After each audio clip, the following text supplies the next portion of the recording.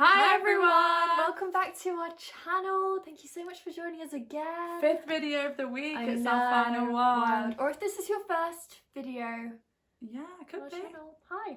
Hi. Go watch your others. Yeah, if you want to know more about us, head to our intro. But wait, we're going to teach you how to get ahead at this one. Wait.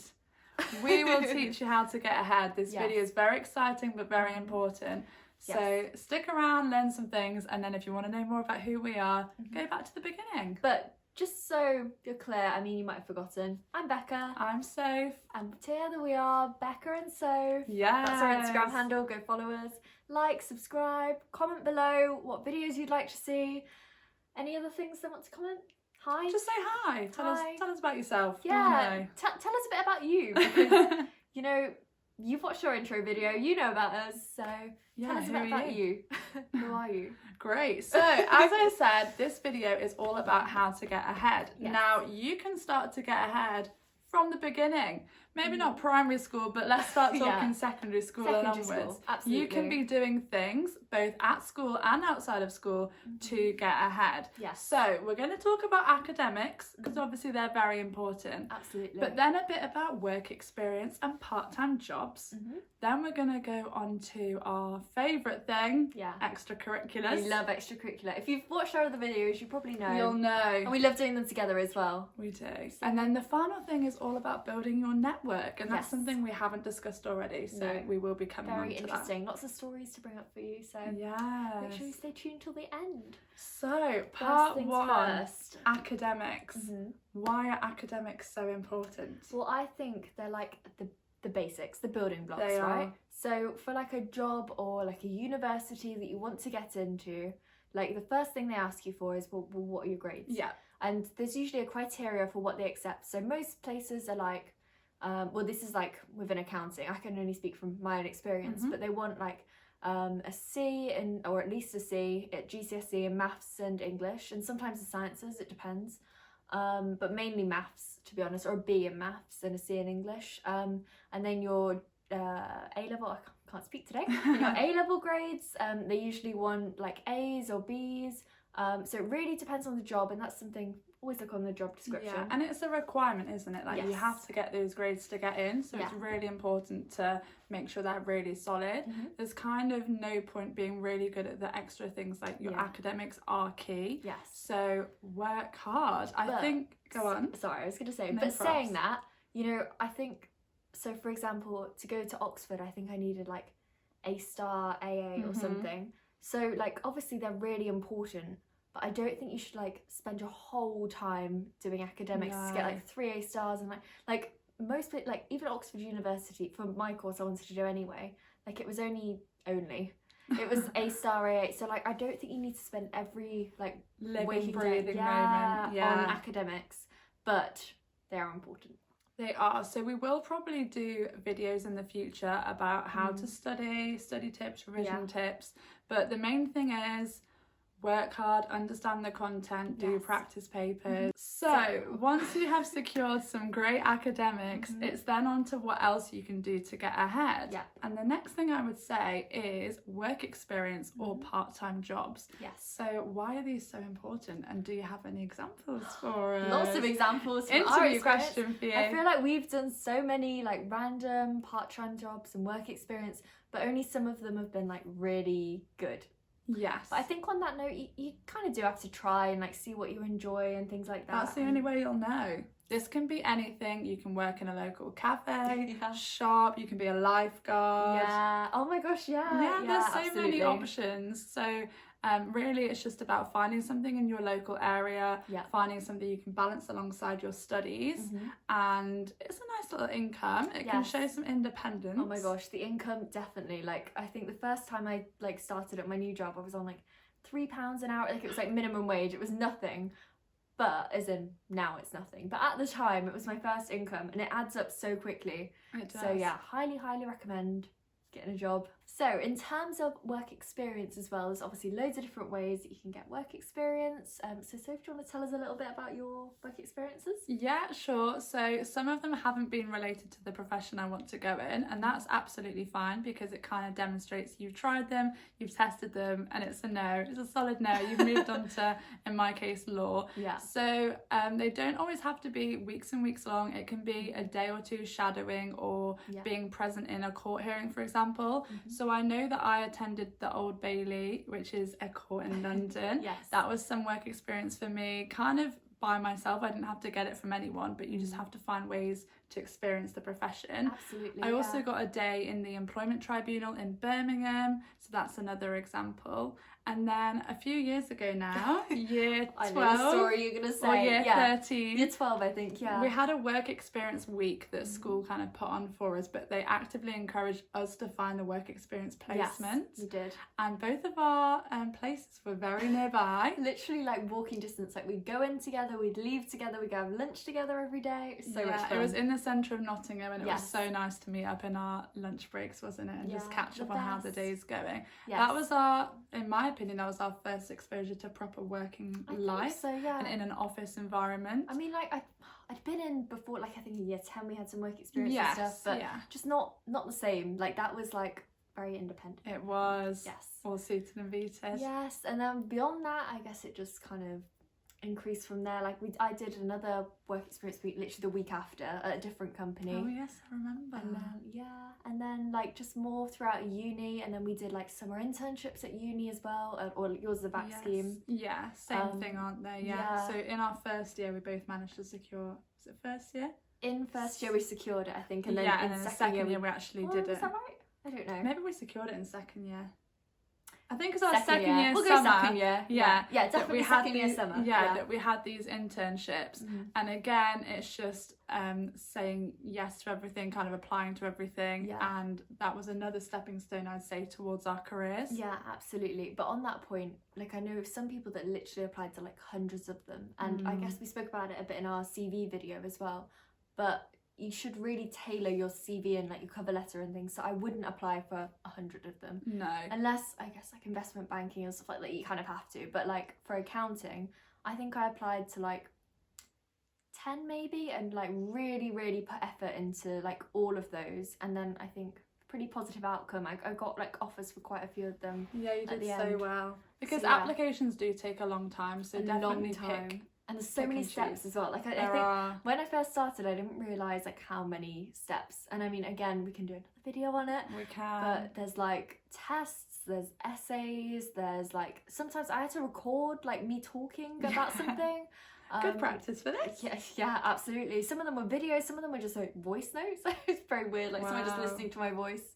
But yeah, there's always loads of steps. So I wouldn't just apply just for the sake of it. Like, you've got to want it. Yeah, definitely. So work experience and part-time jobs, I think, are really key in getting ahead. Absolutely. It shows commitment to the industry potentially, or just to something outside of it just shows school. that you want to do something, right? And like there are so many ways to find it.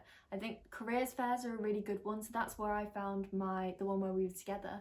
That's where I found the company to go to for that, because I didn't really know any like accounting firms. Like I hadn't really looked into it. It was just an idea of what I wanted to do, and then I really enjoyed it. And then also like family, friends and stuff. I mean, we'll talk later about building your network a bit more. We've got a bit more on that in a bit. But yeah, there are lots of ways to find work experience. It's not just, you know, it has to be your parents' company. Like, absolutely not. There are so many different ways. So yeah. Yes. So our next tip is to get involved in extracurricular activities. Yes, our favourite. Our favourite thing extracurricular. ever. So I feel like from secondary school, I got involved in dance outside of school, and you went to a drama academy. Amazing.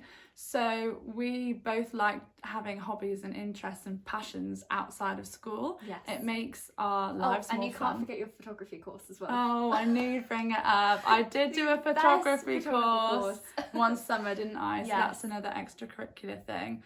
But really, it's about building on your passions. So I did have a passion for photography, and for dancing. It's something I found fun. I found both of them fun. Yeah, absolutely. So again, if you're committing your time to it and you're having fun, Also, if you can exercise whilst doing it, that's even Yeah, better. I think team sports is also a really good one. I Yeah. mean, sadly, Sophie's quite good at sport. I'm not the sportiest. We We're were on the not really netball team sporty. together, but We we were. weren't really like the key, We tried at least. MVPs. Maybe that's what it's about. It's about trying. Yeah, absolutely. Oh my gosh, I was not the best at drama in the slightest. I literally went for the social side, really. Like it was nice. It was like a different group of people, and it was like fun. We played games at the start and stuff. Yeah. Really enjoyed it. But some people there were really serious, and I think that's like another important point. You know, you have to kind of know when to stop, I guess. And for me, these people really wanted, to be actors and stuff, and I was just doing it for the fun of it. And I think there are definitely places where you can do that, but it's just finding the right balance. Are you all in, or are you just doing it for the fun? For fun and social. I think that's another really good point. Mm. And if you do extracurricular activities, it's something to talk about. Yes. And make sure that you're not just focused on your studies and you have something a bit about you. Well, that's what employers want, right? They want someone who's like an all-round Yeah, you want to go into the office and they say, how was your week and what did you get up to? And you say, oh, I met with friends, I went to this sport. I did this like music thing, I did this sports thing, And also always like in the big companies especially, they have like sports teams. They do, and, like, so you can join those as well. Yes, absolutely. And also at uni. Yes, so we did quite a few extracurricular things at uni, didn't we? Oh, well, you especially did. Go on, tell them all. So I was part of the Holdsworth Law Society. I think it's the oldest law society in England or something. It's got a cool fact about it. So that's something I joined kind of for the social side, but also networking, which we'll speak about in a bit. They provided so many opportunities for us.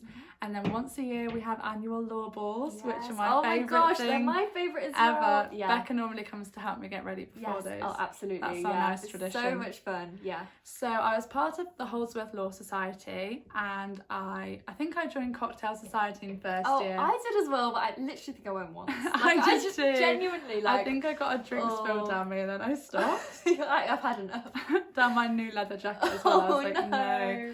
I joined the Birmingham University Dance Society, or BUDS for short.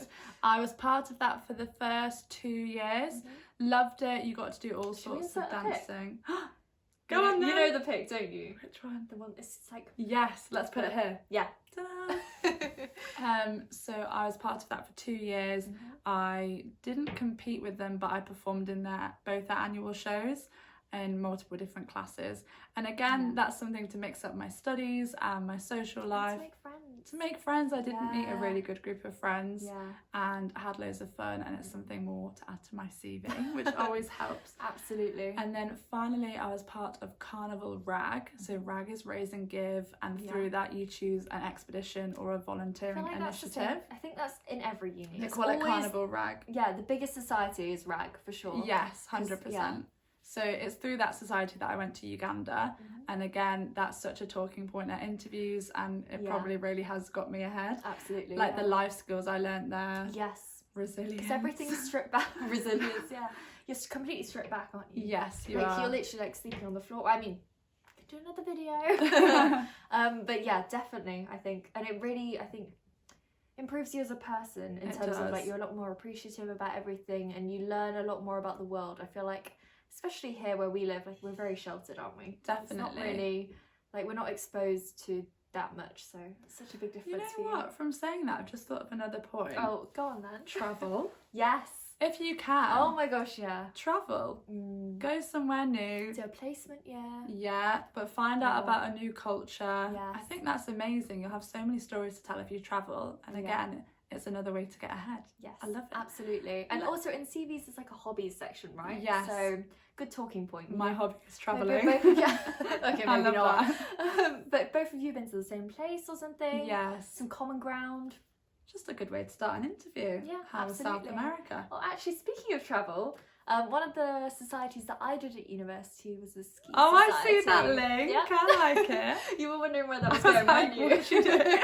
Yes, so I went on the ski trip for 3 years in a row. Cannot recommend more. It was so much fun. We actually have planned a video for this, but we're thinking like September time. Yes. Yeah. Snow season. Yeah, Ski absolutely. season. When you're like trying to like book onto the uni trip, but yeah, highly recommend that. So much fun, and they're really fun to socialise with. It looked as well. amazing. I was so jealous. It was good, and that was my first time skiing too. So, but more on that in the video. Absolutely. And outside of that, to be honest with you, I didn't really do that much. Like I helped out in a couple of careers fairs and stuff like that. Like there was one where we were just like talking through the different modules that they could pick for, like people could pick for different years. But yeah, really, I didn't do that. That still much. shows commitment though. Yeah, Something outside of your be honest, studies. we've done so much in college. Like Yeah, it's time for a break. It's time We've to just have spoken fun. about it a lot, but yeah, we did so much in college. I was just like, you know what, I'm just gonna make the most of uni, really enjoy myself. And my friends were my course mates, and I think I was very lucky in that. And also my flatmates as well, love them. But yeah, I think I was very lucky in finding them.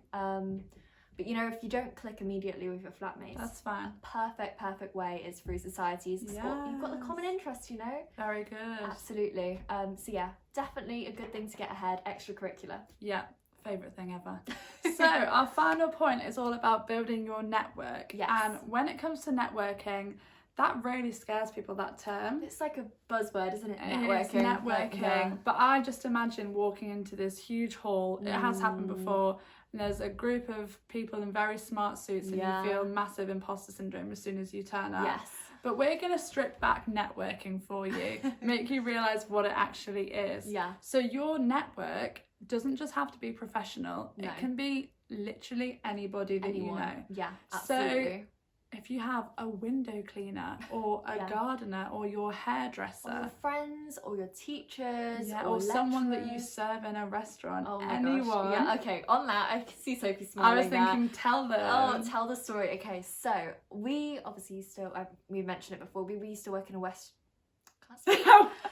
Great. Let's try that again. You can do it. So we used to work in a restaurant together, but before Sophie started working with me, I met like loads of people that lived around like the local area, but also just like loads of people came into the restaurant.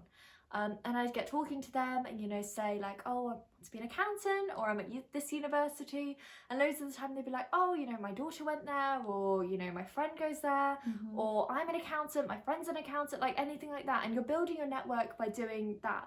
And I got some really interesting conversations out of it, got to speak to loads of people, or they'd be like, oh, well, I'll get you in touch with my friend. Like, people really actively want to help you. If you show that you're dedicated and interested, and want to do well, like, they will help you. I think we've spoken about it before. We didn't know any accountants and lawyers. No, so you've just got to put yourself out there. Absolutely. Start talking about where you want to be. Even as a waitress, like, I literally was just like a normal It's probably waitress. the last place you'd expect to like to be gain networking. something from networking. But Yeah. you literally are networking whenever you speak about yourself and the career path you want to take, etc. Yes.